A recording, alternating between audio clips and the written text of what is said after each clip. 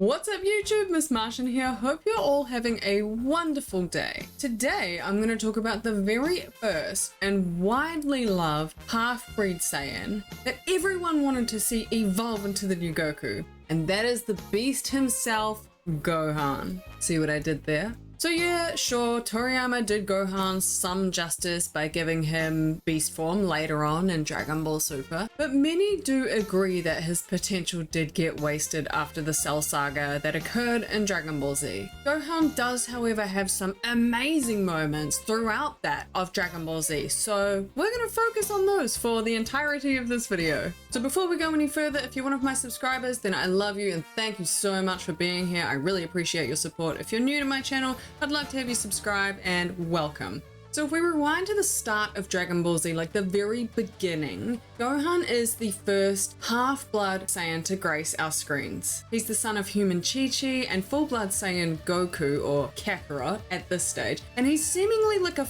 normal 4-year-old boy. That is until he hears his father Goku cry out in pain during his battle with his Saiyan brother Raditz, who essentially is trying to kill him. Gohan at this point is trapped in Raditz's space capsule because essentially he just wanted to get him out of the way and make him be quiet. But Gohan breaks out in a literal toddler fit of rage, breaking out of his crate. He powers up to have his power level go above Goku and Piccolo's, screams, "Leave my dad alone!"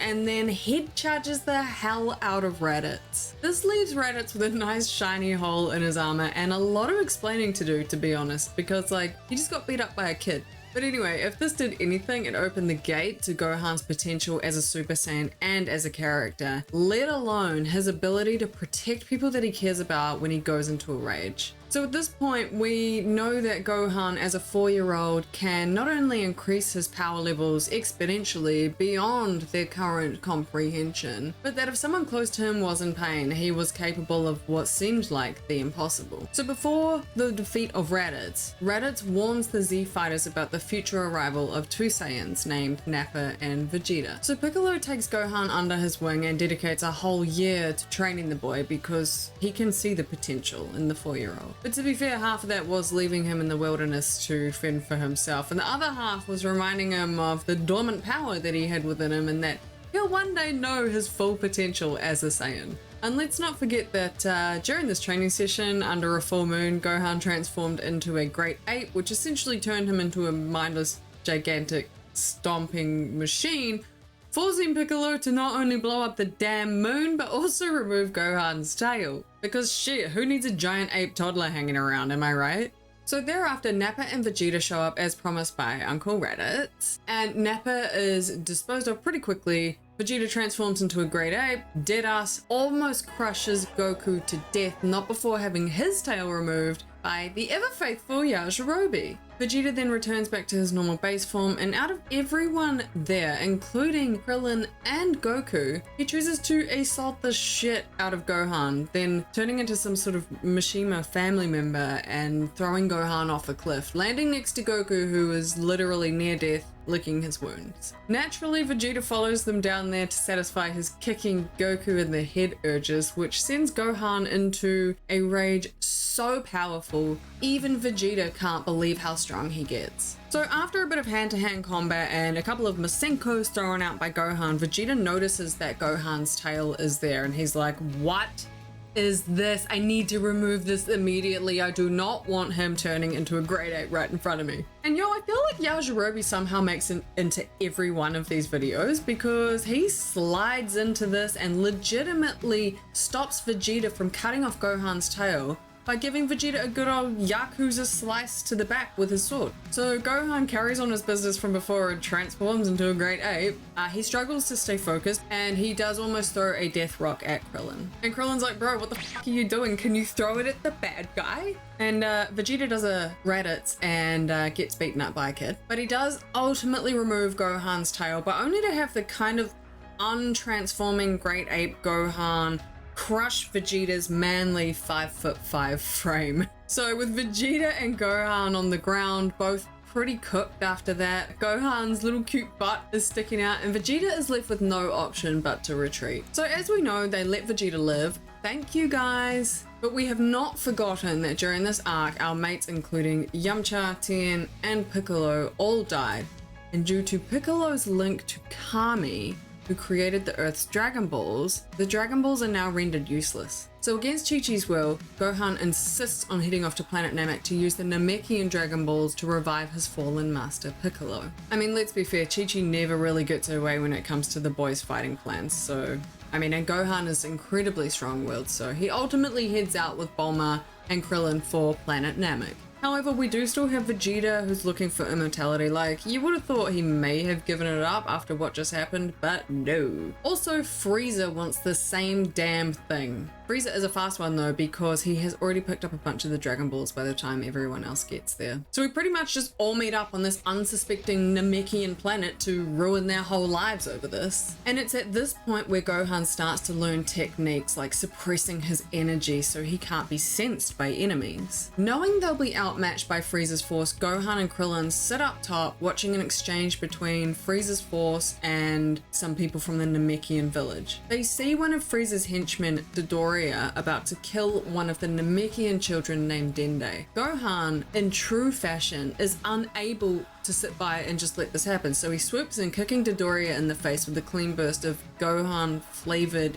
rage that ultimately does save Dende's life. The Grand Elder Namekian is so grateful for this that he performs a ritual on both Krillin and Gohan, unlocking their latent power, allowing Gohan to take on foes like Recoome, who is actually part of the Ginyu Force. Don't know if you've heard of them. This does almost kill Gohan, but luckily there's a sensu bean to fix everything. Following this, Frieza does find himself very upset at his failed Dragon Ball mission, and he lands an attack on Krillin, which enrages Gohan to the point where he actually overpowers Frieza for a second, but then Gohan does ultimately get beaten. Luckily, Gohan saved Dende's life before, because Dende heals Gohan to the point of a sensu bean essentially. And because Saiyans somehow seem to get stronger after each near-death experience, Gohan gets Frieza to the point of struggle this time. Let me remind you, Gohan is 5 at this point. So then Goku transforms into a Super Saiyan for the first time in front of Gohan's very eyes, but then Goku does order Gohan to get the fuck off the planet because, you know, planetary devastation is about to occur. Goku is left to fight with Frieza, and everyone else is wished back to planet Earth by Porunga, the Namekian dragon, along with all of the Namekians as well.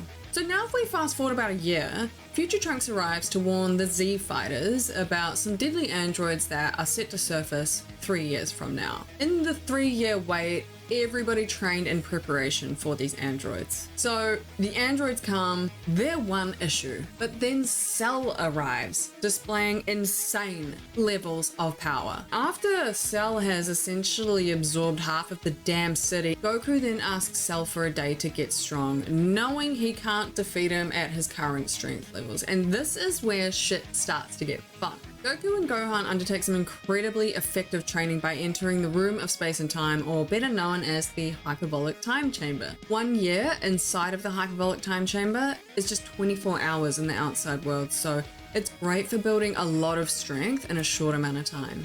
And I'd like to point out how wholesome this part was for the fact that many people call Goku a bad dad, but you could clearly see the bond between Gohan and Goku here and how much they had grown into a real father-son dynamic throughout their battles together and during their time in the Hyperbolic Time Chamber. So during this intense training session, Gohan ascends to Super Saiyan level 1. And at one point, he even goes just further beyond Super Saiyan 1, touching the realms of Super Saiyan level 2.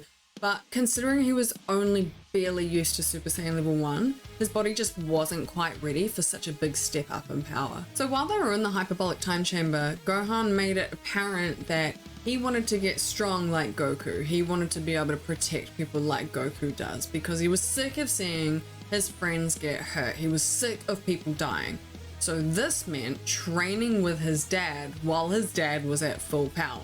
Their training in there also included staying Super Saiyan for extremely long periods of time to essentially train their bodies to withstand the power, giving them the ability to consume less energy under such an intense Super Saiyan transformation. Vegeta later remarked on how calm they were whilst in Super Saiyan, as the transformation was historically fueled and surrounded by chaos. A calm Super Saiyan was virtually unfathomable. So upon emerging from the hyperbolic time chamber, the squad deadass thought they could sense Goku's energy. They were certain Goku was about to walk out that front door. Nope. Shocked faces. That is our brand new 10-year-old Super Saiyan Gohan. The youngest Super Saiyan to grace our screens. And you know, he can just chill in Super Saiyan now, which is really fucking good, to be honest, because every act of combat, albeit mostly for protection, has been done pretty much under blind rage. And that does include his future Super Saiyan 2 power up to some degree. And I mean, this is what ultimately led Gohan down the route of the more passive Great Saiyan Man. I don't really want to talk about it. At least he is bringing justice still without the need for major outbursts of power, so he's still doing his part. Anyway, we'll get to that later. So while Goku and Gohan were off in the hyperbolic time chamber, Cell absorbed Android 18 and made himself perfect. He then had questions about how Trunks and Vegeta got so strong in such a quick amount of time, so he wanted stronger opponents. He wanted to make the most out of the planet before, you know, destroying it. A tournament. Thus, the Cell games. So he asked them to go and train some more and get stronger and then come back and then have some fun. I can't tell whether that's nice of him or not. And then when Goku arrives, he's pretty confident Cell is gonna literally eat everyone for brunch, but he still refuses to take Gohan back into the time chamber. It appears Goku has Gohan's Super Saiyan level 2 up his sleeve, but it's a bit of an expensive gamble, Goku. Especially considering Goku handed Cell a senzu bean right before he went toe-to-toe with his son, no major. And also this gamble did rely heavily on Gohan raging out, which he fully did do after Cell pooped out a bunch of blue babies to beat on his friends and then curb stomped Android 16 into the dirt. Gohan had deadass never raged like this before. The vengeance sent him all the way into a full-powered Super Saiyan level 2. I won't watch this anymore!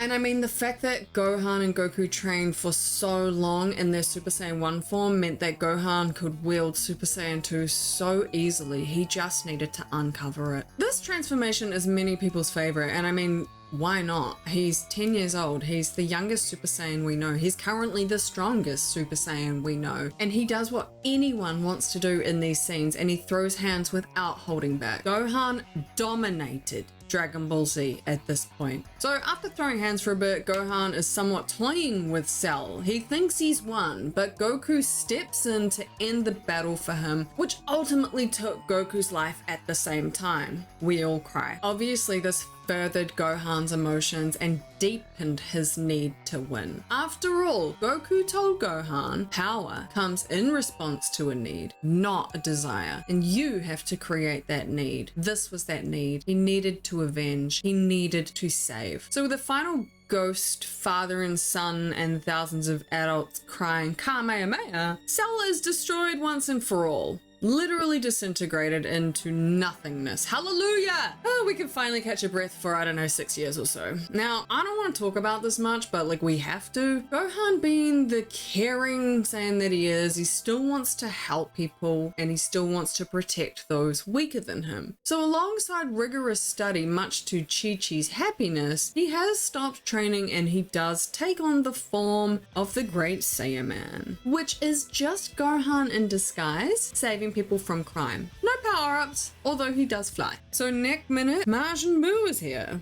So at the beginning of the Majin Buu saga, Gohan worked alongside Supreme Kai, Goku, and Vegeta to try and stop Majin Buu from hatching. He even took on the Demon King Deborah, which was actually a great fight until Deborah tapped out so that he could tell Bobbity of Vegeta's impurity, thereafter gracing us with the glorious Majin Vegeta. Don't get me started on Majin Vegeta, I'll be here all day. Anyway, Majin Buu forces Gohan into some combat where he actually throws Gohan around like a rag doll. He then leaves him KO'd for a great portion of the Majin Buu arc. Luckily, Supreme Kai finds him after a while and takes him to the planet of the Kais, which is a super cute planet, and even I want to go there. Have you met Mystic Gohan? Well, its official name is Ultimate Gohan, but Mystic Gohan did get used in the anime quite a lot, so we're going to call him Mystic Gohan. So after successfully removing the Z sword that was stuck in the ground, with Supreme Kai stating no one has been able to yoink this out, and after finally being able to wield this sword after hours of training, it actually snaps in half to reveal an Elder Kai who had been sealed away inside of the sword for a very long time. So it's at this point where Gohan undertakes a different approach to unlocking his full potential with a ritual performed by this newly surfaced Kai. And I think this ritual added some fun and a not so serious tone to the Majin Buu saga, which at this point was very serious. And so Elder Kai did some kind of rain dance around Gohan for 20 some hours, which gave him the power level beyond that of his Super Saiyan 2 form, but without the need to transform, which, as you can imagine, greatly increases his stamina within a fight. Kinda handy, wouldn't you say? This transformation looks nothing like that of a Super Saiyan transformation, which up until now has kind of been it for us. So to put it simply, Gohan doesn't need the Super Saiyan ability anymore, which answers the question that a lot of people have after Dragon Ball Z is why doesn't Gohan go Super Saiyan anymore? He simply doesn't need it. He can go to that power level without actually consuming any energy. Which also means, just like the Great Saiyaman, he no longer needs to tap in or feel any kind of rage in order to fight, in order to save people, in order to fight for humanity. When Gohan arrives to Earth, he is met with the news that Majin Buu has killed some of his friends and his family, including his mother Chi-Chi. And look, I know that Gohan Super Saiyan level 2 was a fan favorite, but I favorite a scene where Gohan had the biggest balls in Dragon Ball Z history. So, Hotshot, you want to fight Majin Buu? Fight you? No, I want to kill you. He's so calm and so egotistical. And I mean, this is probably due to the lack of rage and like the humongous power up that he just had. And to be fair, even though this transformation was so quick to happen, it was only done within a space of about 24 hours, it did look like Ultimate Gohan could actually take down Majin Buu, where Vegeta had failed even via self-destruction. But then Gohan gets absorbed. Bruh, just end it all. I had such high hopes. And I mean, even though he did get unabsorbed by Majin Buu when Vegeta ended up inside of Majin Buu when the whole fusion thing happened, he wasn't much help afterwards because he did get killed by Kid Buu. But as always, we can rely on the Dragon Balls because Porunga does revive Gohan and everyone else that got killed at this point. After this, Gohan's best use is helping by giving Goku some of his energy while Goku is forming a spirit bomb. And that pretty much concludes Gohan in the entirety of Dragon Ball Z. I hope you enjoyed this very short rendition of Gohan. Obviously later on in Dragon Ball Super, he does get his beast form, which is super cool, but there's not much to talk about. He's there for about 2 seconds. But for now, we'll leave it there. I hope you enjoyed this video. If you're one of my subscribers, then again, thank you so much. If you're new here, subscribe to my channel for further anime chats in the future. I'll see you in another video.